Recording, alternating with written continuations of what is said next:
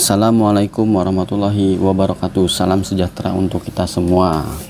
Oke teman-teman, di sini saya akan membahas yang sedang viral, yaitu pernyataan dari saudara Bapak Edi Mulyadi mengenai pemindahan ibu kota negara ke Kalimantan Timur. Oke teman-teman, dari video tersebut telah viral karena dianggap dan diduga menghina Kalimantan Timur sebagai jin buang anak. Berikut adalah cuplikan dari video yang telah viral. Ya, ini ada sebuah tempat elit punya sendiri yang harganya mahal, punya gedung sendiri, lalu dijual pindah ke tempat jin buang anak. Ya, pasarnya siapa? Kalau pasarnya kuntilanak genderuwo, ngapain gue bangun di sana? Nggak ada. Nih, sampai tinggal di mana Om Hasan? Tinggal di mana? Di mana Jakartanya? Mana mau dia tinggal Gunung Sari pindah ke Kalimantan Penajam sana untuk beli rumah di sana? Gua mau jadi warga ibu kota baru. Mana mau? Baik teman-teman, itu adalah cuplikan video yang menerangkan bahwa Mbak Edi Mulyadi menyatakan bahwa Kalimantan Timur adalah tempat jin buang anak. Nah, ini seru kita bahas teman-teman. Kalau kita melihat dari sisi hukumnya, apakah Pak Edi Mulyadi itu terjerat hukum atau tidak. Nah, jadi dalam keterangan tersebut Pak Edi Mulyadi disangkakan akan terkena pasal 14 ayat 1 dan ayat 2 atau pasal 15 Undang-Undang Nomor 1 Tahun 1946 Peraturan Hukum Pidana, dan atau pasal 45A ayat 2 Undang-Undang Nomor 19 Tahun 2016 tentang perubahan atas Undang-Undang Nomor 11 Tahun 2008 tentang informasi dan transaksi elektronik. Jadi Pak Edi Mulyadi itu akan dikenakan dua undang-undang. Nah, kita bahas untuk pasal 14 ayat 1 dan ayat 2. Pasal 1 menyatakan barang siapa dengan menyiarkan berita atau pemberitahuan bohong dengan sengaja menerbitkan keonaran di kalangan rakyat dihukum dengan hukuman penjara setinggi-tingginya 10 tahun.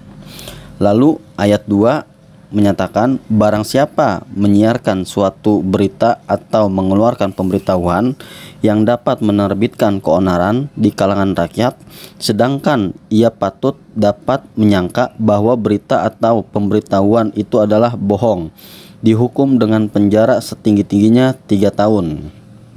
Oke, kita lanjut di pasal 15. Menyatakan barang siapa menyiarkan kabar yang tidak pasti atau kabar yang berlebihan atau yang tidak lengkap, sedangkan ia mengerti setidak-tidaknya patut dapat menduga bahwa kabar demikian akan atau mudah dapat menerbitkan keonaran di kalangan rakyat, dihukum dengan hukuman penjara setinggi-tingginya 2 tahun. Oke, itu pasal yang disangkakan akan menjerat Pak Edi Mulyadi, pasal 14 ayat 1 dan ayat 2 atau pasal 15 Undang-Undang Nomor 1 Tahun 1946 tentang Peraturan Hukum Pidana. Lalu bukan hanya itu, tadi saya juga sudah katakan Pak Edi Mulyadi akan disangkakan terkena pasal 45A ayat 2 Undang-Undang Nomor 19 Tahun 2016 tentang perubahan atas Undang-Undang Nomor 11 Tahun 2008 tentang informasi dan transaksi elektronik, yang menyatakan setiap orang yang dengan sengaja dan tanpa hak menyebarkan informasi yang ditujukan untuk menimbulkan rasa kebencian atau permusuhan individu dan atau kelompok masyarakat tertentu berdasarkan atas suku, agama, ras, dan antar golongan, sebagaimana dimaksud dalam pasal 28 ayat 2, dipidana dengan pidana penjara paling lama 6 tahun dan atau denda paling banyak 1 miliar. Nah, begitu teman-teman untuk pasal yang disangkakan oleh Pak Edi Mulyadi. Mungkin ini buat pelajaran kita juga semua. Semoga kita bisa lebih bijak lagi dalam menggunakan media sosial.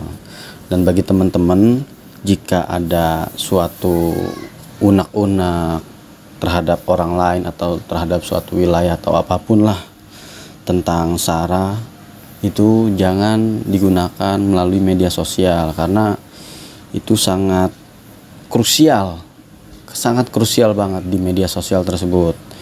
Makanya teman-teman mesti hati-hati dan tetap waspada dalam menggunakan media sosial. Mungkin itu saja yang bisa saya sampaikan, kurang lebihnya mohon maaf. Assalamualaikum warahmatullahi wabarakatuh. Salam sejahtera.